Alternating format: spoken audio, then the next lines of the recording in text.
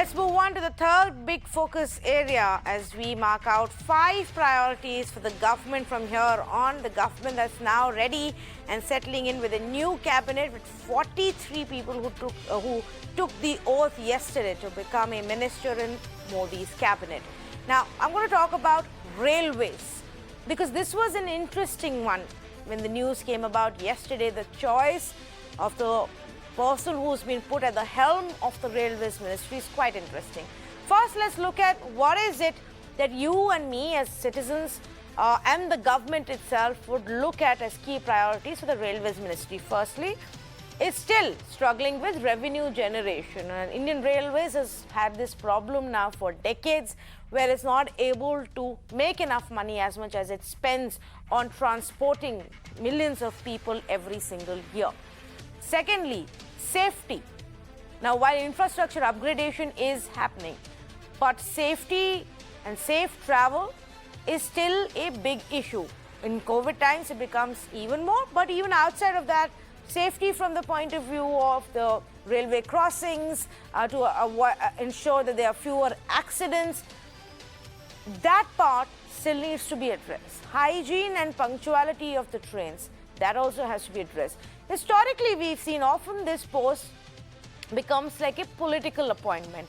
Often you'll see coalition governments give it away to one of their allies. Often you'll see railway ministers announce more and more trains for a specific region that they come from to get people there back home extremely happy about the announcements that are coming through. All of that needs to change. Some of the changes have gradually come in under the Modi government, but much has to be done. So what is it that our new minister, Ashwini Vaishnav, can do? Former IAS officer of the 1994 batch, an IITian who then went on to become a DM and a collector in various places. He was then deputy secretary during former Prime Minister Atal Bihari Vajpayee's tenure. He went on to become his private secretary and continued working extremely closely with him when Prime Minister's that tenure was on, and even after that.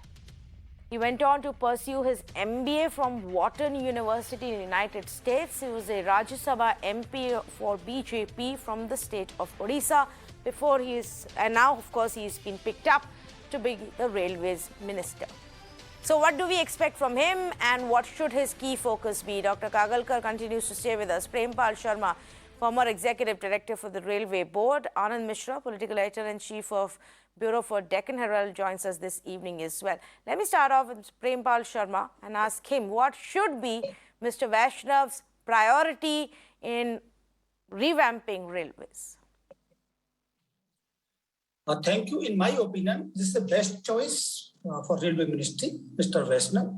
As you rightly highlighted his achievements, in my opinion, one can be a successful manager or CEO or a minister if he has the grassroots experience and what he has. He has worked at district magistrate in Odisha and then has global view also from Wharton University, has worked in PMO. So he understands the limitation of bureaucracy as well as the aspirations from a politician. This is the one aspect, and I like that nobody can be better choice than this. As you rightly said, he is not a traditional politician who will be under pressure always from his followers for the free passes, rest houses, more trains, etc., etc. So now this is the need of the hour. And if the one important aspects I would like to add, he has worked and set up industry PPP model, PPP model.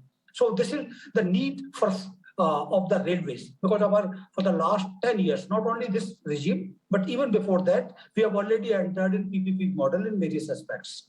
So now, if such a person, if he's a minister, I hope he can lead to that, because in the last 4 or 5 years, there have been many changes. Before I come to that, what he should concentrate or focus on that, before that, what I feel, and I was not happy a little bit, he has been given additional responsibility of information technology or something like that. Because railway is a very big ministry with 13 lakh employees, 16 zonal railway, production unit, whatnot. As a whole country looks after or look towards railway for transport. Now, In the last 4-5 years, some initiative has been taken. One was the dismantling of the railway board. Now 4 members are there. Now, whether that reforms will continue or role reversal will be there in the light of the new changes, because every minister has their own vision. And before we could have entered to that stage of implementation, now new minister is there. The earlier minister was equally efficient, but he was, in my opinion, burdened with too many things. Yes. So now, immediate issue is coming, which I have handled in past. Now, for last 2 years, recruitment through civil services have been stopped. You know, railway is a technical ministry. We take engineers as well as from civil services from UPSC. That has been stopped. So I think he has to review it first, because they are the managers who will handle railways in different zones. Right. With the All India competition and our best brains join. So this is the one aspect. Right, because I think now it's part of the, is, Mr. Sharma, I'll come back to you on this, because you've raised very interesting points and just want to take them across to our other panelists as well.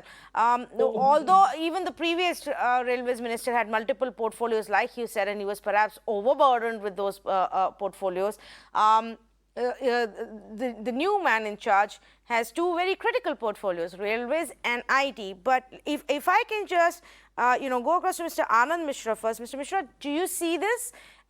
Is there some message in this choice where it's not a purely political appointment? See, Tanvi, Mr. Vaishnav takes charge of Railway Ministry at a time when the ministry is on the cusp of change. It's going through a transition. It's no more a glamorized ministry. It's no more something which you can do, send goodies to your electorates and all that. And yet you have to do a lot more to bring the ministry back on rails. On this COVID front, we have seen this department lost almost 40,000 crore revenue this year itself. And on the second hand, there is a very ambitious, super fast, this bullet train plan. That is secondly. But at the same time, there are also some positive things that have happened, like this post 2017. This practice of presenting a separate railway budget, that was abandoned. That was a big relief, because that was one thing which prompted many ministers to go very populist, and that railway bled that way. Yeah. So that thing is gone now, because railway budget is now part of the main budget. So that no need for populism is no more there. But the challenges are very tough, because see, railways have a huge manpower force, and manpower cut is such an unpleasant, unpopular, non-political kind of decision that you have to take. So Mr. Vaishnav has clearly a lot on his plate. So then, Dr. Kagalkar, do you see this as a worry that there is so much on his plate just when it comes to railways? You know, many things that are already in process, but much has to be done. In terms of modernization, in terms of private trains, bullet trains, handling the manpower, generating new revenue streams, all of that he will have to look at, and information technology. Have we given him too much to begin with? Yeah, that also shows the kind of confidence that the Prime Minister has in him. Yeah. Because, see, these two are both of the ministries are very significant and very tech-savvy ministry. And especially taking charge of IT at a time when you have had huge run-ins with this social media giants and all that. So that clearly makes the task all the more daunting for Mr. Vaishnav. Correct. Railways in particular, people look at railways now as something which will shape up as a revenue-generating machine. I'm not very sure how successful any minister is going to be, given the history and legacy of railways. Fortunate thing is that for last 3 railway ministers, they have not been from that kind of populist political background, be it Mr. Suresh Prabhu or Mr. Piyush Goyal, and now Mr. Vaishnav. So kind of a roadmap has been set in the last few years. Yes. It remains to be seen how far Mr. Vaishnav managed to travel on that. Yes, very, highly qualified, multiple degrees that he has, a great amount of experience on groundwork, ground realities as well. Now, it will be interesting to see how he brings it on the table. But Dr. Kagalkar, would you want to respond to that as well? Too much to handle to begin with, first-time minister. Well, getting into whether too much is too little or too more is something that each one of us can judge for ourselves. And it would be extremely inaccurate for any one of us to be commenting on what is more, what is less. But I can definitely take some data and look at our immediate past Railway Minister Piyush Goyal ji and put across some of the big achievements that he has put on the table, right? First and foremost, when he started off, brought into place and focus safety issues, right? Making sure that the safety is the issue at that point in time, making sure the unmanned railways are unmanned levels are taken off, making sure that the safety parameters technically and otherwise has ensured that there's no casualty. Since May 19, if I may use the statistic, there's been no passenger casualty in due to accidents in railways. That's a massively commendable achievement, right? That said, the more important thing I would want to sort of put on place is the kind of a vision that they had for the railways, not just for the next 2 years, 5 years, but probably for the next 30 years. Bringing in the NRP, the National Train Plan, which spoke of by 2030, India needs to be prepared infrastructurally to handle the load of 2050. I mean, just sort of bring into place the kind of capex that's been brought in. I'll just read out statistics from UPA 1. Probably you had roughly on an average of 0.25 lakh crore, right? That was the capex investment. And 9 to 14, the average was roughly about 0.45. But 14 to 19, it shot up to 1 lakh crore. That was the average capex.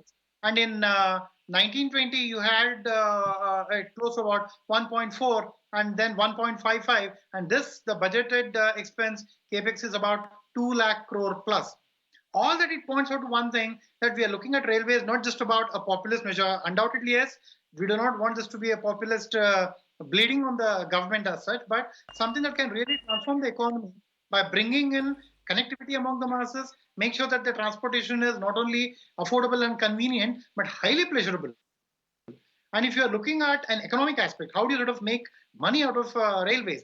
Passenger is one thing, the freight is another part. If you look at the kind of freight loading that's happened in the last couple of years, it's been increasing. And more importantly, the plan that they have is probably by 2030, the NRP plans out that the 45% of the modal share among the entire freight transportation should be via railways. And as we are talking about an economy booming to 5 trillion economy, logistics, e-commerce becoming the key thing, transportation is the way ahead. And I'm sure with this kind of a solid foundation led by Piyush Goyal ji, the new minister will probably take it to multiple levels above in terms of his own vision, technology, and the bandwidth already created.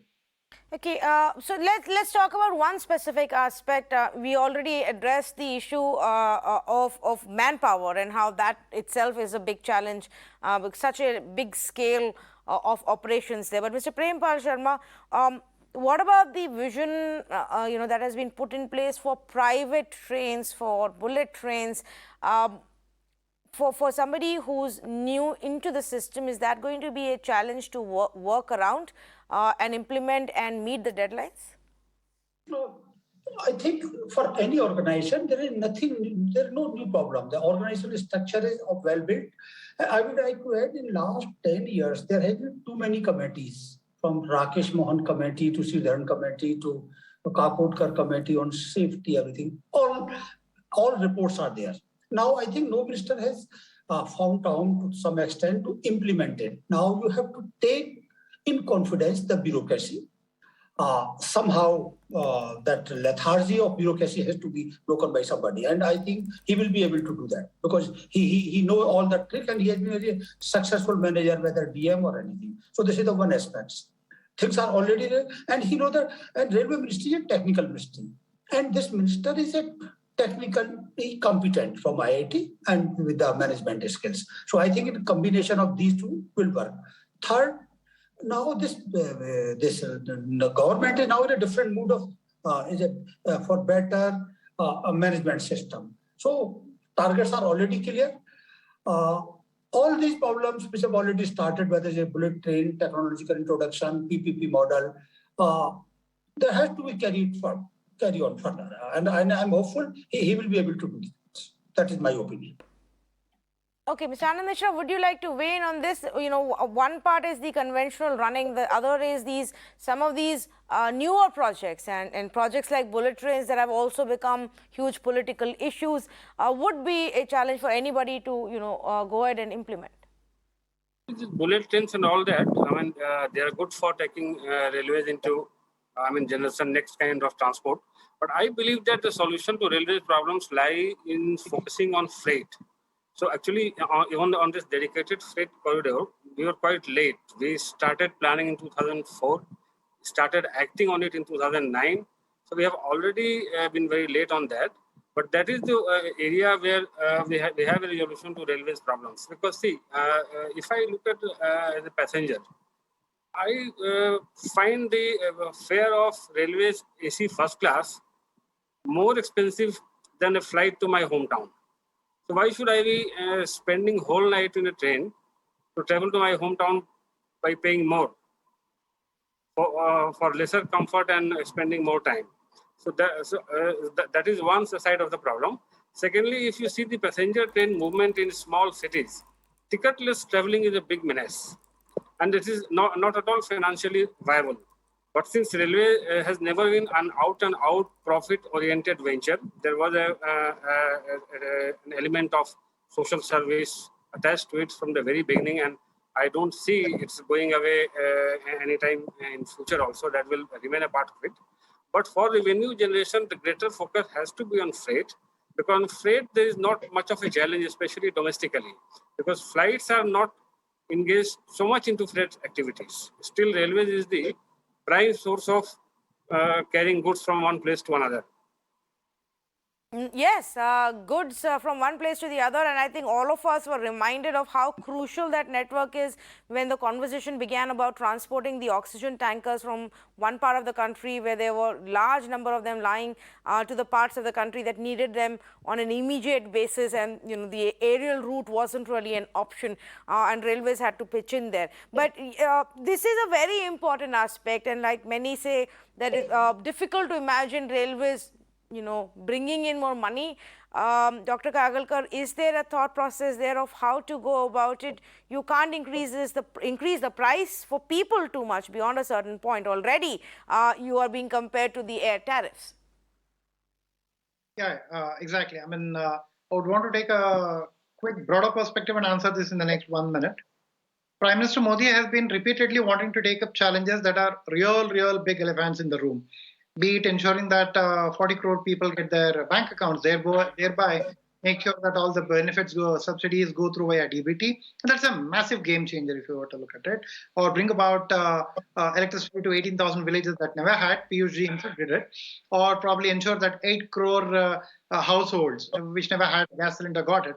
This is one such thing, making sure that the railways is highly convenient, is affordable, at the same time revenue generating, right? So when you're talking of a futuristic railway, this has to be kept in mind. As I just about now spoke, a dedicated freight corridor and making sure that there is a very high luxurious segment which can probably give you an additional delta big revenue to the railways is also being worked on. But I'm sure with the big groundwork being done by Piyush, the new minister will definitely take it to newer heights in achieving what the vision the PM has for the railways in the country. Okay, so on that note, we're going to wrap up this conversation. Much to do. Railways has always been an extremely key ministry, a mammoth, a giant that we have called the Indian Railways. I don't think anywhere else in the world do you have operations this size as far as trains are concerned, running at this pace and scale, and much has to be done. Yes, what Suresh Prabhu started for the Modi government was carried on forward by Piyush Goyal for several years, will now have to be taken to the next level by the new minister, Ashwini Vaishnav, and so he needs to get down to business right away. There will be technical expertise, there will be much planning that has to go, coordination, large amount of manpower that has to be handled. People's interest has to be kept in mind in terms of better hygiene, more convenience, better quality services, timely train services, and hopefully, those will become more important as we are able to travel more once the pandemic goes away and things begin to open up. Safety. Yes, the number of train accidents have significantly dropped, but there is still a lot that has to be done in terms of safety, automations at railway crossings. So all of those issues must be completely fixed from north to south and west to east. That's the task cut out for the new railways minister. He also has one other interesting portfolio that has been given to him, one which is perhaps more in news these days than the railways ministry. And we're going to talk about that a little bit later on this same show. But first up, from here, I want to go to angle number 4, priority number 4, which is education. Another ministry that has seen a change. Not just the HRD minister, even the MOS have been now moved out, and a new education minister has been brought in. Now, why is it so important?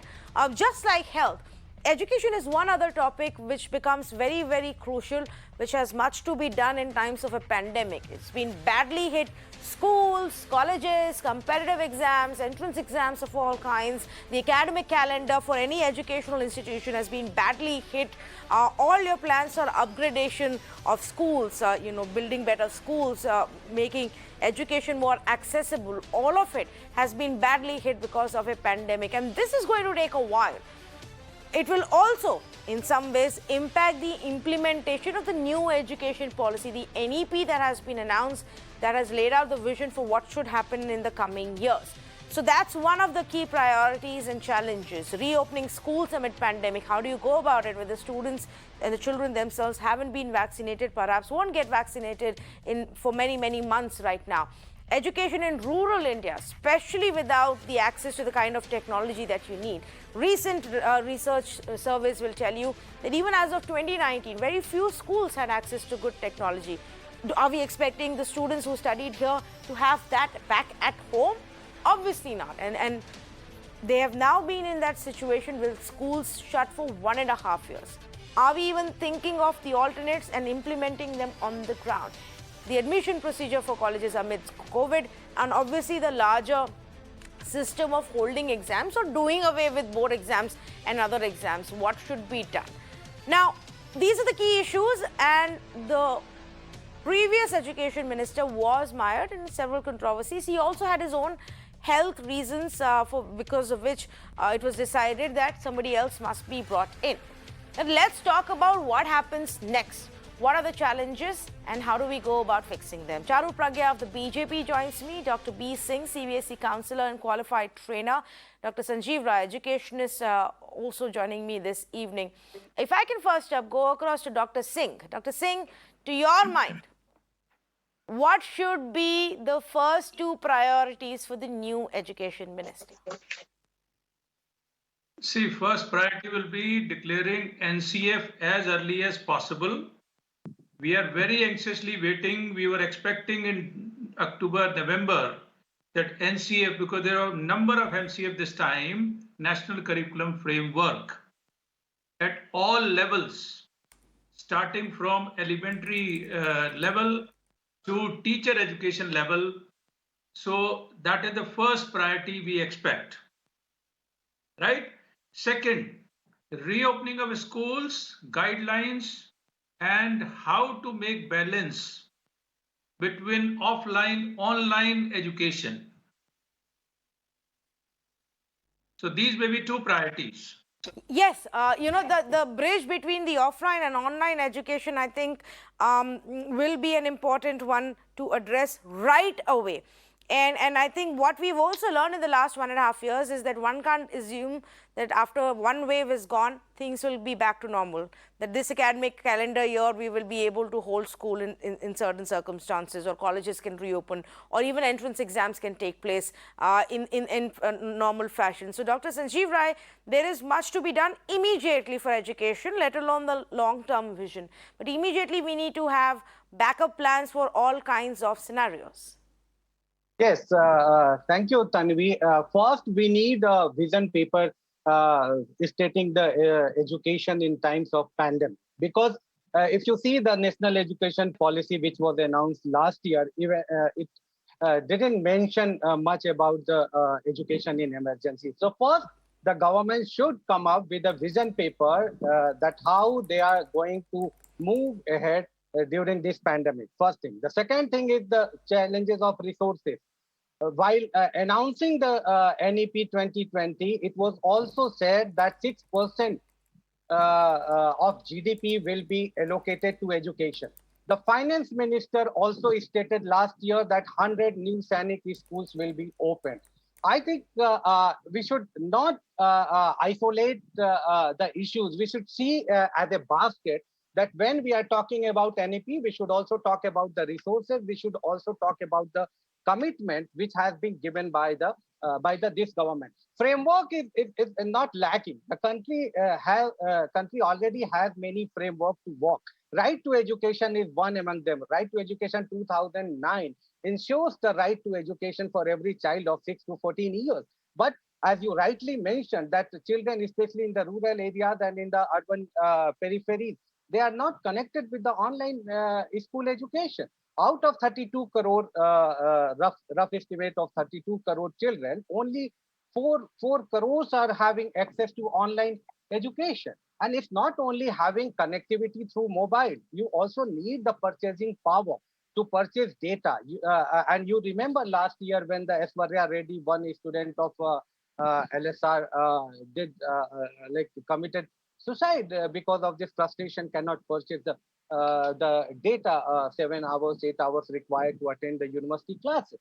So, and the other risk is that a lot of small schools have already shut down. They have submitted their recognition. So the children who are going to be out of school, especially the girls, the children with disability, what plan do we have in hand to bring them back? So I think these issues are equally important to address by the new education minister. Yes, Charu, for the party and the government, are these largely in line with what you have in mind? The fact that we need to figure out how to get more access to education, to technology in times of a pandemic. We are hoping it goes away soon, but we don't know how long it may take, and already it's badly hit our children.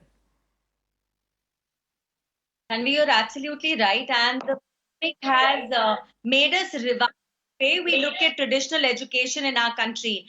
Not just that, it has also opened up the reality of there's a gap in the way education is imparted in cities today and in rural India today.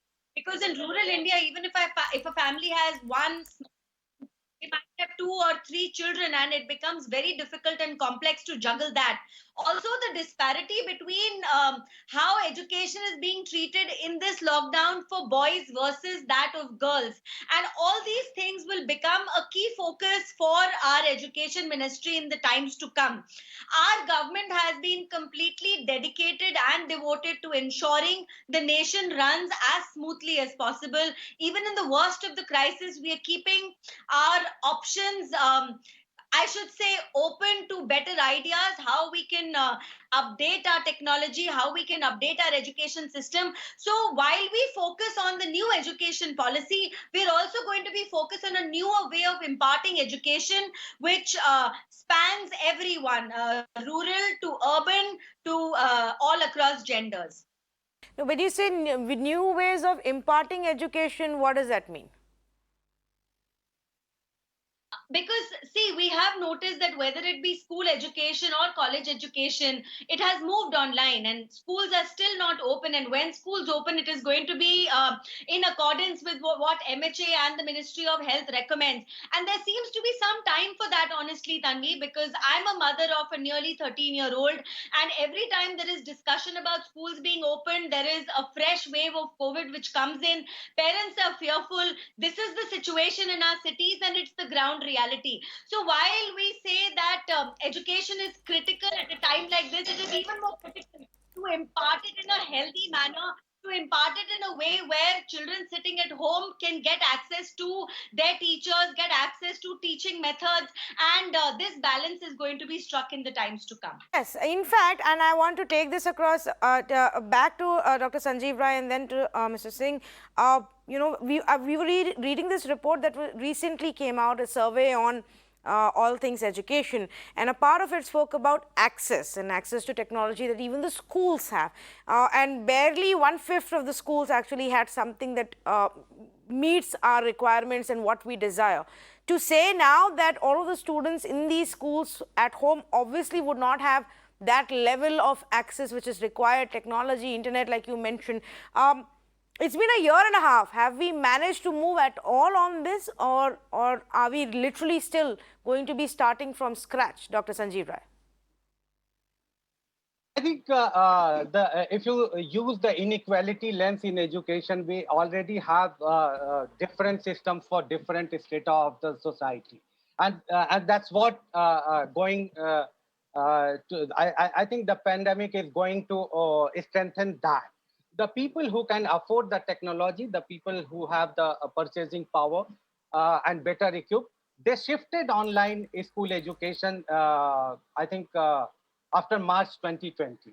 No, so their children are at least attending the online schools, though they have their separate challenges, but they are attending the schools for 4 hours, 5 hours, and they have been learning every day.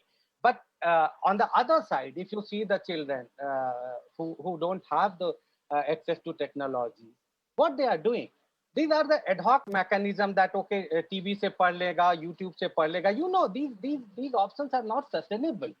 I appreciate those government school teachers who have been making efforts to teach their students somehow using WhatsApp groups or YouTube. But they also know that these options are not sustainable. And as a government should represent every child of the country. Government should represent every school of the country.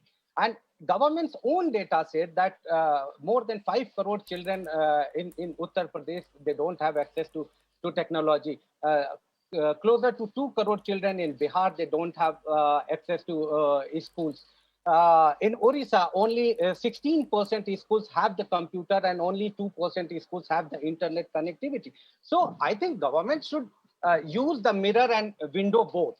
The mirror to see what is the situation and let's accept it and then work towards progression. If we don't accept the reality, I think I believe that the new education minister would use these lenses and reduce the inequality in the education sector. We have different kind of boards, we have different sets of schools, and many schools have been closed down in last 5-10 years on the name of reduced enrollment. Okay. So it's not responsibility of the children to bring other children to school. If you offer quality education, then of course the number of the enrollment will go up. But rather than working on improving the quality, shutting schools are not the options. Okay, yes, Charu wants to come in, yeah. I just wanted to add something more pragmatic, Tanvi. It's very easy to say that the government should be revamping its schools and equipping it with technology. And while I agree with that, I also want to remind the viewers and my co-panelists that it is one thing to equip the teacher with technology. But for a regular family with two parents, both can have cell phones, but they might not have a laptop or a computer at home. They might have multiple children. And most families in India don't give cell phones to young children. There's always an age which is deemed appropriate for that. But with the pandemic, all that has changed. Now a cell phone is not looked upon as something which is luxurious. It has become a necessity. So parents are having to put things together and manage for either a phone for their children or for a tab for their children. And moving forward from there, it's even the way teachers are approaching education today. When you're in a classroom and you're eye to eye with your students, you can teach in a certain way. It becomes easier, I assume. But it must be so difficult today, and hats off to the teachers for the last 1 year. They have done an exceptional job in reaching out to children, making sure they remain engaged, coming up with newer ways and methods of teaching them to keep them interested, to keep them coming back for classes. And in a lot of places, we have also seen groups which have come together to study. So if there is a group of a few children and there is one cell phone between them, this cooperation has started, which is fantastic in one way. But it just points out, like I said, between the disparity of our entire population, and that is a gap that we will have to put in a lot of efforts to bridge.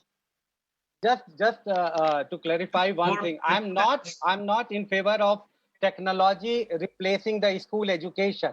Yeah. Technology can be used only to assist the teachers and teaching learning process. Yes. Okay. Yeah. Fair enough.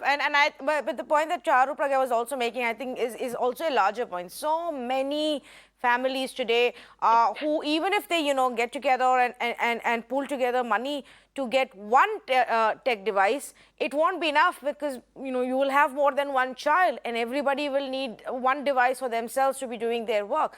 So that is one part. Dr. Singh, you wanted to come in on this, and then I also have a follow-up question on the syllabus itself. Yeah, Dr. Singh. There are 2-3 issues related to this. See, children 1.5 years, they have forgotten many things.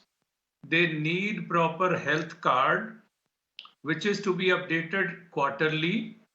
Earlier, it used to be done once in a year, but now we need a simple and proper health card where endurance, stamina, so many things they have forgotten, even how to dress up formally, how to mix up with children, friends formally. 1.5 years is a big gap. So coming back to schools on reopening, this kind of challenges will be there. Recently, CBSE has announced semester system, few days back only. So new assessment system is to be implemented. Teachers training on that system. MCQs will be 50%. There'll be case study based questions. So now cramming, ratification, this mechanical type of education may not work. So children will have to really comprehend. They have to understand the subject. They have to understand the situation. So real learning will be there. And so teachers are to be prepared for that. So these are certain other areas apart from vaccination, apart from mobile phones, and so many other facilities and technology. Let's then also add one more layer to it, which is redesigning your syllabus. Obviously, especially in the junior classes, you're not going to be asking children to be stuck to their screens for 8 hours in a day. And so a lot of the syllabus that is there needs to be properly redesigned. It can't be on an ad hoc basis, Dr. Singh, that, oh, another 3 months are gone, let's cut it down further. Another 2 months are gone, let's cut it down further. We need better planning even on that front. Exactly. See, syllabus, we talk about many countries.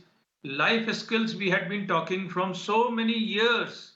But at ground level, life education, moral education, value education, ethical values, all this we had been talking, but in reality, at ground level, things are not so deeply thought of, no deeply, given to the children, and they are not able to really have a lifelong learning for that matter. So at junior level or elementary level, curriculum has to have a different kind of aspects and dimensions and different style of delivery, first of all. So a lot of training has to be redesigned. That is very important. Yeah. Again, absolutely. Even the teachers have to be, trained accordingly. Yeah, Charu. So I just want to add another point to a similar argument, shall I call it. People send their children to school not just to get an education, but also to learn interpersonal skills. It is in school that a child really learns to make friends, a child will learn to share, a child will learn a lot of the things which you cannot really keep a child in isolation and teach at home. And our children, this generation is missing out on that, and especially the pre-primary and primary children. These are their formative years, and the longer we keep them at home, the tougher it is going to be to readjust them to school life whenever that becomes normal again. So we have to make efforts to keep children in touch with each other, because they learn more from each other than they do from teachers, and that has been a personal experience too. So I'm certain that is going to be a focus of our education ministry, and that is as important as devising a new method of teaching, a new syllabus, because if you want to teach children at that young age, at this point of time, making them write just ABC while they're sitting in isolation at home without the games, without the company, it's not going to take our children a long way. So in such a sense, when you have these kind of very new age challenges, Dr. Sanjeev Rai, apart from the conventional ones that we would talk about when it comes to education and access to education or affordable education, what would you seek from your education minister? I mean, all of us are also realistic to say it's not an individual's job, it's also a combined effort, but still there is one person who will be communicating it, leading it in every sense. I think what colleagues have been suggesting are interpersonal skills and social learning. They are important component of the learning. But at the same time, we should also remember that children in Anganwadi, especially they also go to get the nutritional food. Children who go to primary schools, they also go there to get the midday meal because that's the support they get. And you know the nutrition status of the children, 25% children of this country have not up to the mark. So it's not only the closure of a school is hampering only the learning. The closure of a school is also hampering the nutritional status of the younger children especially. At the same time, if we are working towards opening the schools, we also need to redesign the toilets, the drinking water tap, because you cannot allow children that only 20 children are coming and using the same tap.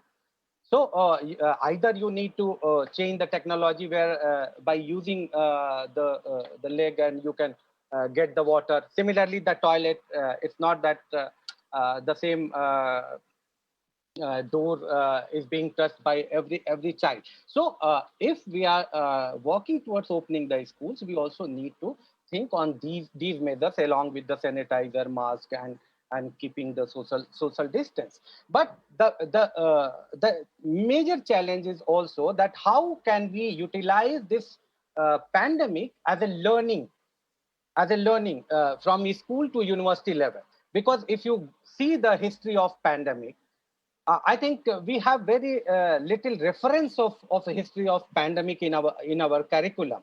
Mr. Singh was talking about the curriculum. So I think the learning which we are getting, the learning the children are getting, the world is getting, I think some glimpse should be incorporated into the school curriculum and university curriculum. So we prepare our children better for the upcoming pandemic. It may come 50 years or 60 years or 100 years later. But education ministry should allocate resources to the children who are not going to school, that how they can bring back to the school, how can they get the nutritional food at home if the schools are going to be closed for a few more months. And teachers, we also need the teachers in the system. So vacancies are there from school to university level. So the education ministry should work upon that. And listen, education is under the concurrent list of the country. Correct. So it should be a consultative process with the state and the center. It can't be only from top to bottom. So the process should be consultative, and state and center should work together in the best interest of the children of this country. Yes, and the states also need to pull in their weight. The states also need to come up with their own set of planning guidelines and not wait for the center at every single point to tell them what needs to be done or doesn't need to be done in times of a pandemic. It's an unprecedented situation. Everybody needs to play their part. But here is the other aspect, and Dr. Sanjeev, I wanted your view on this as well. Planning of the syllabus, before we come to the exam part, planning of the syllabus, do we leave it to individual boards, or is that something that the ministry needs to look at? Personally, I feel that the state should come up with their own curriculum. Okay. Okay, fair enough. Very quickly, Dr. Singh, to you this question. As part of the NEP policy, and all educationists would say that a good setup would mean lesser dependence and importance to exams, and we've spoken about it multiple times, doing away with this whole concept of these big scary board exams that we have once a year, and children start preparing for it 3 years in advance. While I know that the vision lays it out over the next many years, can we use pandemic as an opportunity to speed it up and to bring it in sooner than was planned? Yes, see, we cannot totally depend on the states also. It is in concurrent list, fine. but naturally core values are to be, core structure is to be defined at central level. And two, three main things. See, we had been talking about pandemic learning. Of course, we are learning every day, but learners are different. Some are auditory, some are visual, some are kinesthetic. One set of SOPs, one set of policies, one way of implementation, one style of conveying it to the children may not work. Therefore, basic changes have to be there. First of all, I think attitude, mindset, and learning styles. They are to be made part of progress card, not the report card. Health card. These are all combined document. We have been talking about portfolio. We have been talking about subject enrichment. We have been talking about so many other dimensions, practicals, and projects also, project work. But project work or any activity for that matter, curriculum planning has to be in such a way that children of different kind, they get opportunity, they get options, even in the homework. If kinesthetic child gets different option to produce the response of the homework, and the auditory children has a different option, and then visual child has different option. For example, in one of my training, one of the teacher was saying, my son says, Mummy, kya acha hota if all papers used to be in the song form and answers also we used to give in the form of songs. So what is this? The child is of different style, learning style. Yeah. So learning style have to be part of curriculum, whether it is planning or it is transaction. Oh yes, absolutely right. To make it more interesting for those who are teaching it and to make it more interesting for those who are learning. And that's a gradual process, of course. But many immediate things that the new minister and his team will have to look at. Big thank you to the panelists who've joined us on this conversation. The new Education Minister, Dharmendra Pradhan, will have to look at the immediate challenges of entrance exams, whether to hold them, how to go about it, what are the days we need to look at, because the pandemic has waned off in some parts, but in other parts, cases are still high. We are already talking about the third wave. Vaccination is moving slowly. Then there is already, movement by boards like CBSE who've come up with a plan of 2 exams in a year, so that even if they have to cancel one, there is some kind of scoring system which is there for class 10th and 12th. Then there is the larger issue of access to education, access to technology, to internet, and good bandwidth, training the teachers for these kind of modules, realigning your syllabus. So much to do in the education department. The task has been cut out for the new minister. He needs to get down to business right now. We're going to take a quick break. On the other side, the 5th priority for the government, information technology and what's happening on the social media front. Stay with me.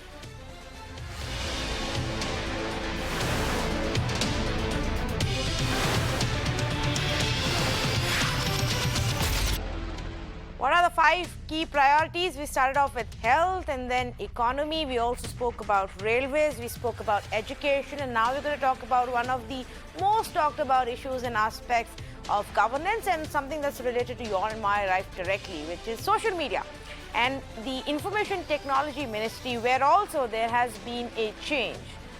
And Ashwini Vaishnav is replacing Ravi Shankar Prasad at a time where there is this massive war taking place between the government and WhatsApp over privacy rules, and what government thinks needs to be implemented and what WhatsApp says they will go ahead and do any which ways, and who stands where on that in terms of accountability. There is a prolonged compliance battle which is going on with Twitter. It's reached the courts. Multiple cases have been filed against Twitter that has lost its legal immunity to cases that otherwise it would have had as an intermediary.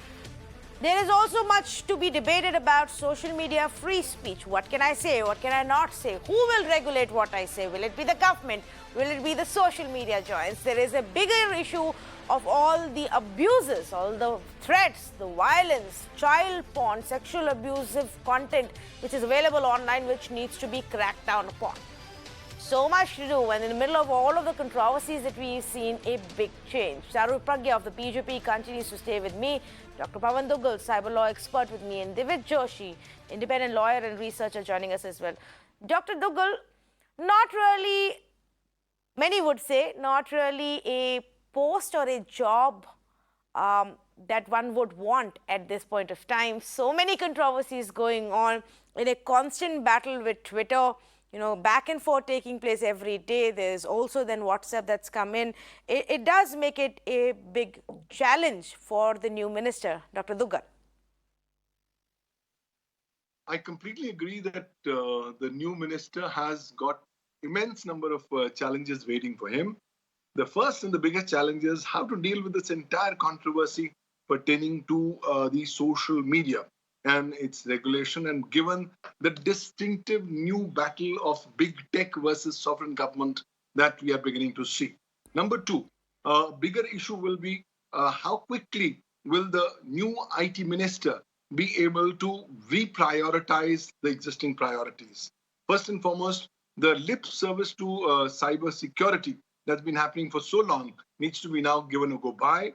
And India distinctly requires a dedicated new legislation on cybersecurity. The National Cybersecurity Policy 2013 has just been a paper tiger and has not been able to be implemented. We are waiting for the National Cybersecurity Strategy of 2021. But that strategy, even if it comes, at best will only be a strategy and will not have binding effect as of a law that's passed by Parliament. And more significantly, the new minister must also now come up with enabling legal frameworks so as to support newly emerging technologies, whether it's artificial intelligence, whether it's blockchain, or whether it's Internet of Things. At the end of the day, a far more holistic approach needs to be put in on how these humongous new volumes of Indians who have come onto the digital bandwagon during COVID-19 need to be duly supported, how the Digital India program needs to be further strengthened, and how India needs to evolve itself as a digital superpower in the coming times.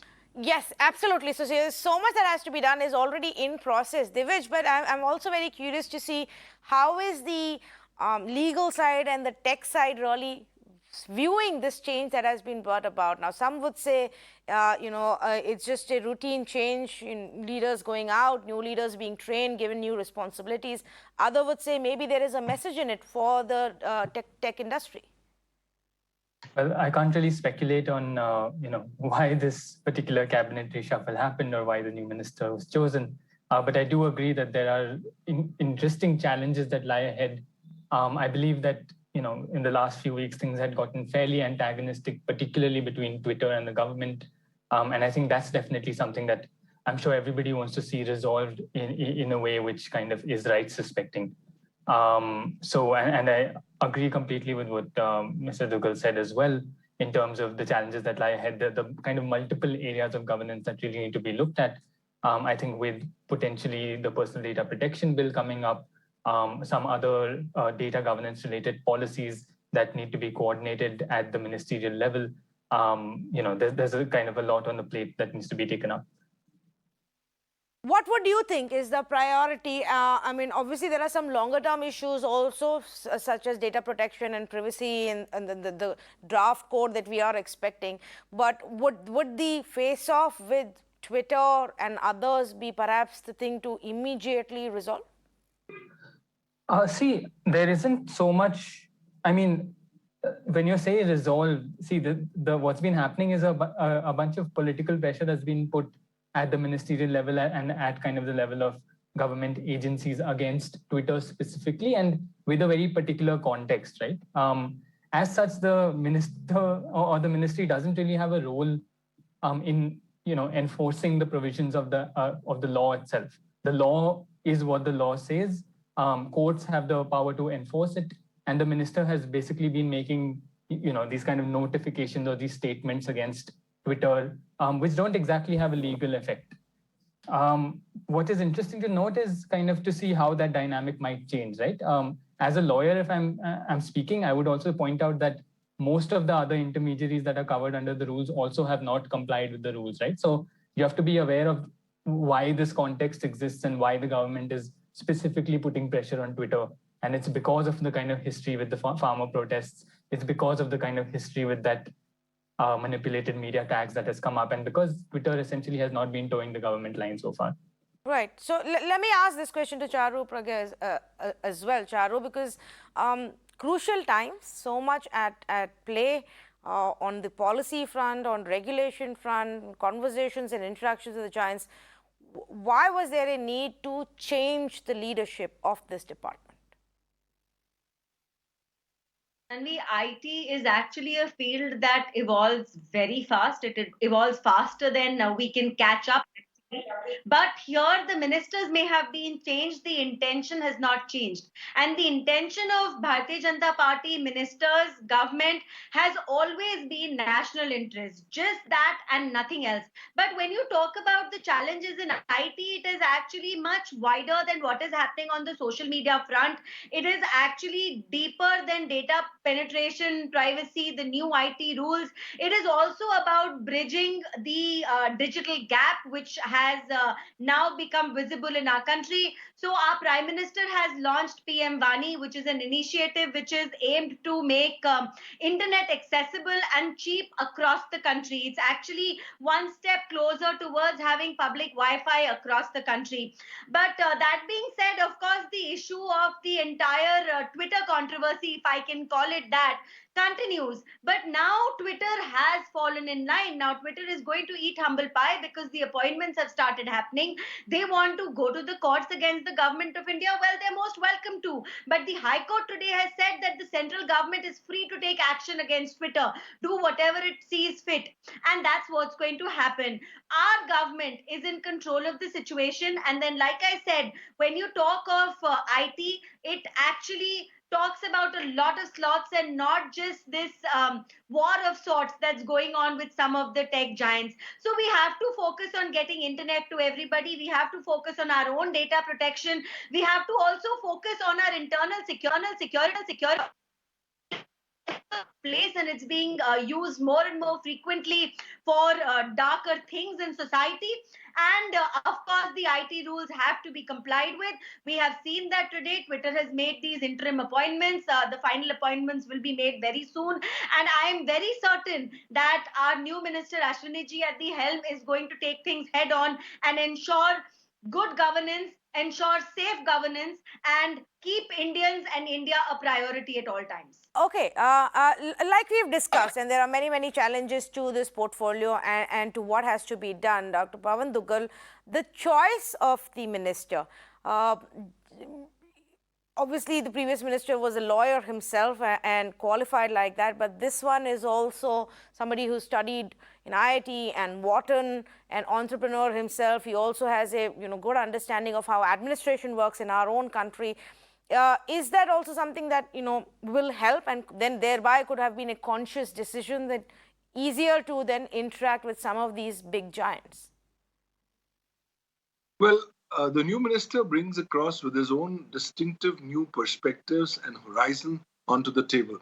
And I'm sure the new minister is going to build on the good work that's already been done by the earlier minister. But clearly, when you're looking at a global perspective, you have to not take isolated island-based decisions, but have to come up with approaches which can be acceptable globally.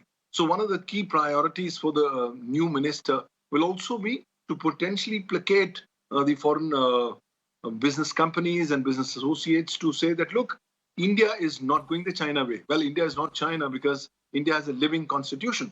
But India is actually now the torchbearer of the sovereign nations club, who have actually gone forward and demonstrated that in this time of the pandemic, the sovereign government has got the sovereign right to go ahead and implement its sovereign laws. And howsoever big tech company that you are, you would be required to comply with the same. But having said that, there are a lot of new areas that require more concentration. For example, the definition of intermediary is very vast.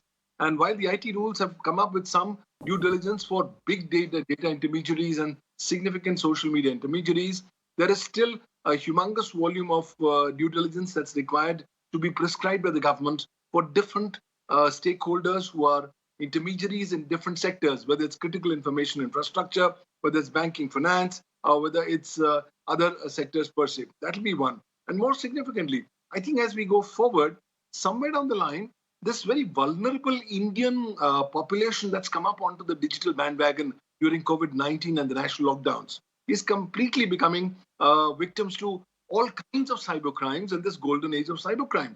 And therefore, far more capacity building will also have to be a big thrust area for the new honorable minister as he begins this entire new journey. Because ultimately, if you're not going to make your constituents, your digital users more alive and aware to the various dangers that are lurking in the digital ecosystem, they are very likely to become victims of newly emerging crimes like phishing, identity theft, and financial frauds. So therefore, a lot of work needs to be done, but there should also be a lot of focus on public-private partnership. The government cannot do this entire alone. And the quicker you have an open mindset towards adopting more private sector input into a PPP model, that's going to go a long way in the direction of stabilizing the growth of India as a digital superpower. Yeah, I think while the intent isn't changing for the government on how they want to deal with this problem and how they want to go about implementing the rules and regulations and making companies accountable, there is definitely an sense and acknowledgement that maybe the things have just become too there's too much of friction right now, and some amount of cooling off is required for us to continue the conversation between the two sides. One, though, other aspect and specific to Twitter, and Divij, I want you to come in on this. Basis the kind of observations, judgments, decisions, or refusal to step in that we are seeing now from various courts, whether it was, the Delhi High Court today, even on the Facebook issue, or even the Karnataka court on the Twitter issue. Does it look like there is, the message to the social media giants is that first, follow the law, whatever it is. If you disagree with the legality of it, challenge it separately. But if they're going to continue to defy in such a manner, they'll probably even lose that one, solace that they have, which is of the courts. No, I don't really agree with that. See, the law is quite clear.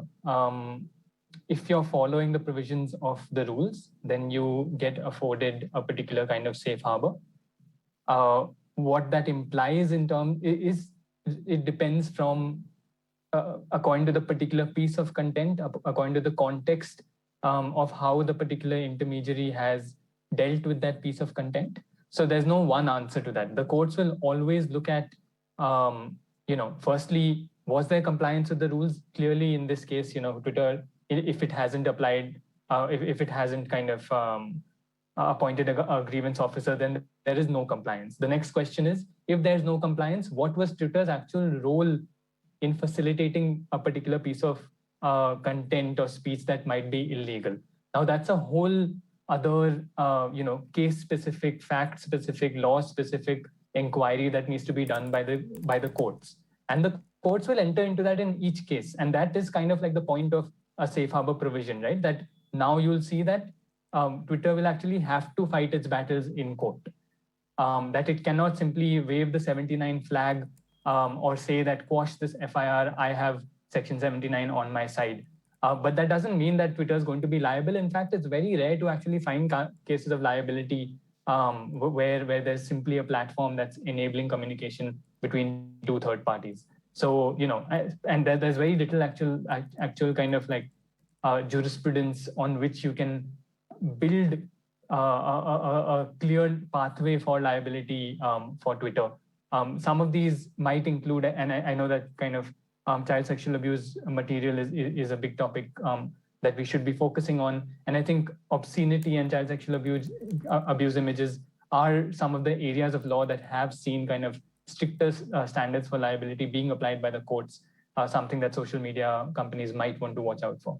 Yeah, okay, fair enough. I take your point on that. What Pavan Dugal raised, Charu's come in on that, because there are also, one part is social media regulation, the guidelines that have already come. Now it's just about ensuring that they are followed, grievances are heard, complaints are addressed. The larger point about the digital age, about cyber security, action against the violators of the cyber crimes, even our privacy and data protection, that hasn't gone anywhere. So much has been written, codes have been drafted, but we really need to start moving on that front as well. And Tanvi, I'm sure that is a critical priority of the government. We have been dealing with a lot of security issues, and in fact, in the last couple of weeks, if you look at the nature of FIRs, especially filed against Twitter, most of them were related to pornography, nudity content, and there was nobody to file this complaint with, because if you even go to the police, it's a temporary solution till these tech giants are not cooperating with the authorities. And that's what we are trying to do with the new IT rules. The IT rules are not about curbing freedom of speech. IT rules are in fact about giving all of us greater freedom to be ourselves on social media. We need to have a place where we can go with a complaint and it will be redressed between a specific and a reasonable amount of time. There has to be a person who's responsible for content, because we cannot function in a space where Twitter refuses to take responsibility or appoints an officer which doesn't even sit in the same country as we do. And moving forward from there, like I said in my opening remarks, the internet is being used for a lot of dark deeds, a lot of crimes against society today. And to track these down, we need support from tech giants. And once these IT rules are aligned with, support from tech giants will be available to our authorities. Anybody who's honest and true does not need to fear this. So I think it's going to take a lot more than just these set of guidelines. I think it has to take a lot more when you talk about cracking down on cybercrime, cracking down on the violators who put sexually abusive content, who cheat people online, people who breach our privacy, who steal our data. All of that will require a lot more. Yes, you will have to work with the social media giants and other big tech giants on it. But first, we need to get our legal space clearer on how we're going to go about it. So a lot to do when it comes to even the Information Technology Ministry, the controversies, and of course, the much needed legal framing that has to be done. Thank you to all of the panelists who've joined us completely out of time. Thank you for joining us on Urban Debate. Have a good night.